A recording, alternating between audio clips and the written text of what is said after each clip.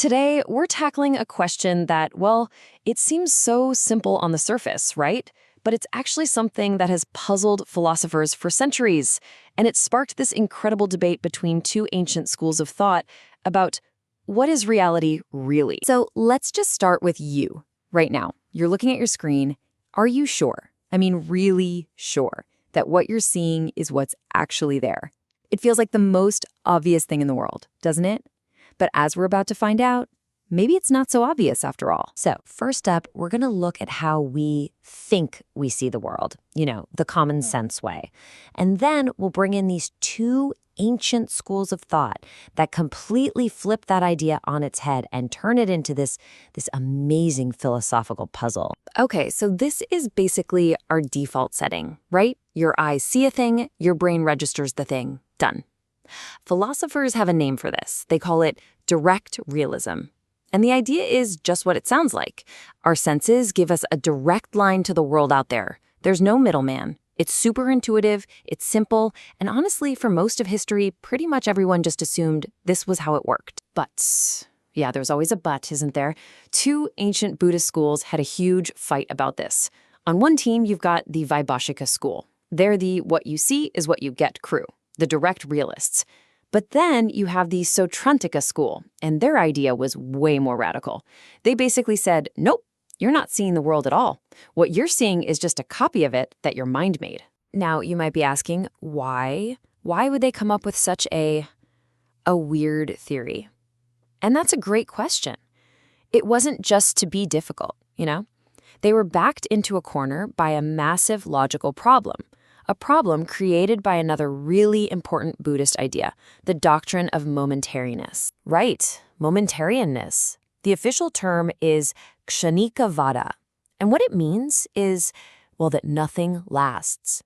Everything, you, me, the screen you're looking at, it all exists for just one tiny, fleeting instant. And then, poof, it's gone, replaced by the next thing. The best way to think about it is like an old movie film. You see smooth motion, but what's really happening? It's just a bunch of still photos, right? Frame after frame, each one flashing for a split second. Well, according to this doctrine, that's how all of reality works.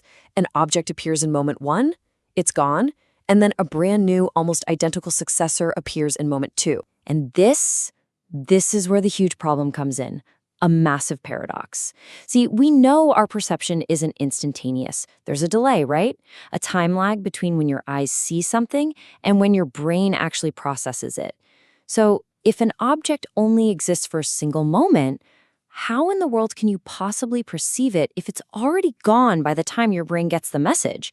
You see the problem? Okay, so how did the direct realists, the Vaibhashika, deal with this killer paradox? Their solution was, it was bold. They didn't change their ideas about perception. Oh, no. They decided to change the rules of time itself. Yeah, you heard that right. They just decided that the past, the present, and the future, they're all equally real. So for them, an object that existed in a past moment, it's not really gone. It just, it changes its status. So according to the Vaibhashika, an object from a past moment still exists. It has this sort of timeless existence. Now, it can't do anything in the present. It's not causing new things to happen, but it's still there, real and perceivable. So the object your senses registered in moment one is still hanging around to be seen by your mind in moment two. And just like that, problem solved. Pretty clever, huh? But the other school, the Sautrantika, they weren't buying it. They refused to play games with time. For them, momentariness meant what it said. When something's gone, it's gone. And sticking to that principle forced them to come up with a totally different way of thinking about how we see. Their logic was actually really straightforward. They said, look, if the real object is gone by the time we see it, then what we're seeing can't be the real object. It has to be something else. And that something else? It's an internal mental representation. Let me give you a simple analogy to make this super clear. Okay, just imagine someone rings your doorbell. What are you actually aware of in that moment? The Sautrantika would say that this really simple experience actually breaks down into two separate things. First, out there in the world, there's the external object. That's the physical doorbell itself.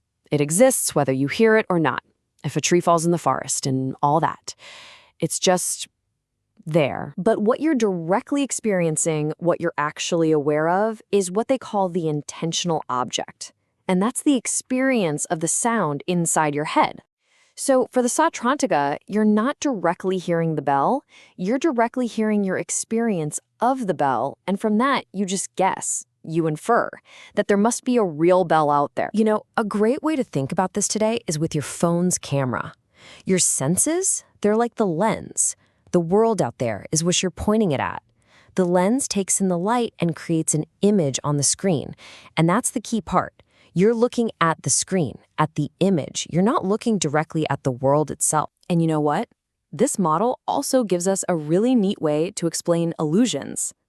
A true, accurate perception, that's when your senses are working just right, like a clean, perfect camera lens. They create an exact mental copy.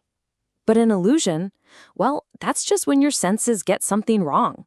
It's like a smudged or distorted lens that creates a funky image that doesn't quite match what's really out there. So, what made the Sautrantika so sure that this pretty complicated theory was right? It wasn't just a hunch or a clever idea they dreamed up. No, it was based on a step-by-step logical argument that they believed was absolutely airtight. Okay, let's walk through it together. Step 1, they set a rule. To see something, it has to exist right now, and it has to be the cause of you seeing it. Makes sense? Step 2, the problem. We know there's that pesky time lag in perception. Step 3, the catch. Because of momentariness, the object that caused the perception is already gone by the time you're aware of it. So, step 4, the conclusion, and it's a big one. You cannot be seeing the external object directly. It's logically impossible, which leads to the final step, the only possible solution. You must be seeing an internal mental copy. So, let's put it all together and see these two totally brilliant solutions side by side. The Vaibhashika, they solve the time lag problem by saying the object basically hangs around forever, timelessly, just waiting to be perceived. The Sautrantika, they solve it by saying you never see the real object at all. You only ever see a mental snapshot of it. I mean, think about it. It's one problem that leads to two completely different versions of reality. It's just amazing. Look, this ancient debate, it's not just some dusty old philosophical game. It really forces you to question the most basic thing you have, your own experience of the world. And it leaves us with this one last, kind of mind-bending question to chew on. If the only thing your mind ever sees is a copy, how can you be sure there's even an original out there at all?